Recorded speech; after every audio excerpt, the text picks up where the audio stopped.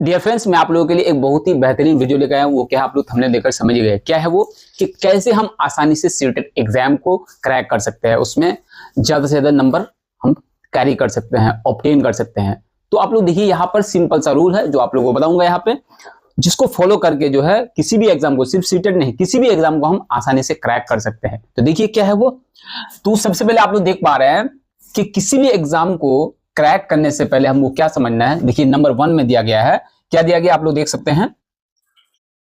तो नंबर 1 पे देखिए क्या हम लोगों को फोकस ज्यादा करना है, अंडरस्टैंड सिलेबस एंड पैटर्न। सबसे पहले हमको सिलेबस एंड पैटर्न को जो है अच्छी तरह समझना है, ठीक है, किसी भी एग्जाम के लिए, सिर्फ सीटेट नहीं, ठीक है। उसके बाद देखिए और एक चीज समझना है, 2 पेपर होता है जैसे कि आप लोगों को पता है, पेपर 1 क्लास 1 से 5, मतलब क्या है कि पेपर 1 वो दे सकते हैं जो 1 से लेकर 5 तक टीचर के लिए एलिजिबल होगा इस एग्जाम के बाद, ठीक है। और जो पेपर 2 है वो क्लास 6 से लेकर 8 तक, ठीक है। अब देखिए इसमें 150 एमसीक्यूज होंगे, कितने 150 एमसीक्यूज और 150 मिनट होंगे, 150 मिनट होंगे, 150 एमसीक्यूज, मतलब हर मार्क्स के लिए 1 मिनट मिलेगा आपको। तो इसका मतलब 2.5 घंटा लगेगा, तो मतलब और 150 क्वेश्चन होंगे, ठीक है। तो कोई भी नेगेटिव मार्क्स नहीं है।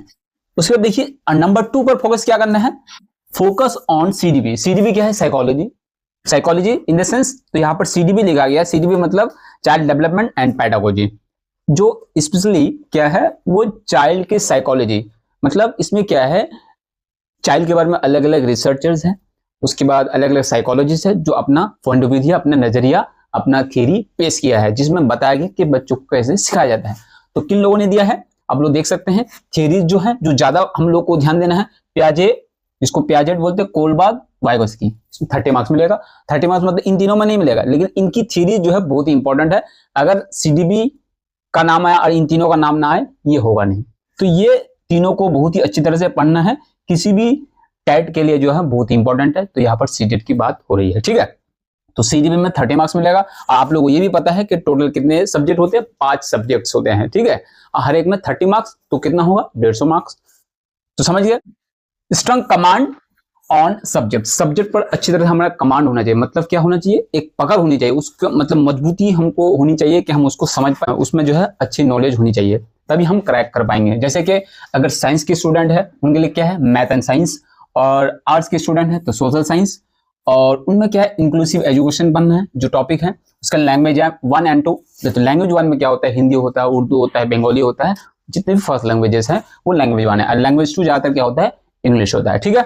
उसका लर्निंग एंड पेडागोजी, तो लर्निंग एंड पेडागोजी भी पढ़ना है लैंग्वेज 1 लैंग्वेज 2 में। उसके बाद क्या पढ़ना है, जो देख सकते हैं सोशल साइंस में क्या है, एनसीईआरटी टेक्स्ट बुक को पढ़ना है, क्लास 1 से लेकर 8 तक पढ़ना है, ठीक है। अगर पेपर 1 दे रहा है तो 1 से लेकर 5 तक पढ़ना है, अगर पेपर 2 देना है तो 6 से लेकर 8 तक पढ़ना है, मतलब पूरा 1 से लेकर 8 तक पढ़ना है, ठीक है। उसका देखिए 4 नंबर पॉइंट जो है वो क्या है आप लोग देख सकते हैं, प्रैक्टिस एंड रिवीजन। प्रैक्टिस बहुत जरूरी है, डेली रिवाइज करना पड़ेगा हमको, क्या करना है, डेली रिवीजन करना है।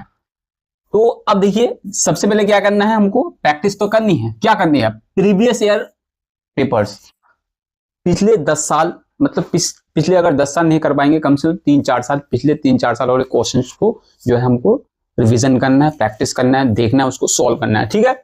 उसके बाद क्या है, मॉक टेस्ट करनी है, मॉक टेस्ट करनी है।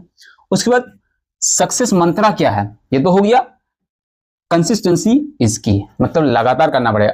ऐसा नहीं कि एक दिन हम जो है 5 घंटा पढ़ लिए लेकिन दूसरे दिन 1 भी घंटा नहीं पढ़े, लेकिन हम क्या कर रहे हैं 3 ही घंटा पढ़ रहा है लेकिन हर दिन पढ़ रहा है, तो ये जरूरी है।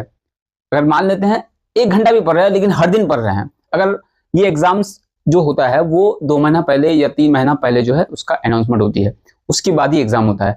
तो 3 महीना अगर हम लोग 2-3 घंटा लगातार पढ़े तो ये एग्जाम आसानी से क्रैक हो जाएगा। और क्या करना है, ये जो बाकी चीजें हैं इस पर भी फोकस करना है।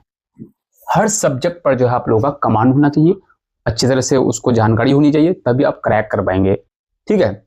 तो आई होप समझ में आ गया कि आप लोगों को क्या करना है, सीटेट एग्जाम को या किसी भी कॉम्पिटेटिव एग्जाम को क्रैक करने के लिए हमें क्या जरूरी है। तो मैंने बताया सबसे पहले सिलेबस एंड पैटर्न को समझना पड़ता है, उसके बाद पीवाईक्यूज को समझना पड़ता है, क्वेश्चन मॉडल को समझना पड़ता है, तभी हम क्रैक कर सकते हैं। तो आई होप आप लोगों को समझ में आ गया। तो और भी बहुत सारे वीडियोस हम लोग बनाए हैं, तो आप लोग जाके देख सकते हैं। और भी किसी भी टॉपिक्स पर अगर आप लोग डाउट है तो कमेंट में जरूर बताइए। तो मिलते हैं बहुत जल्द नेक्स्ट वीडियो में।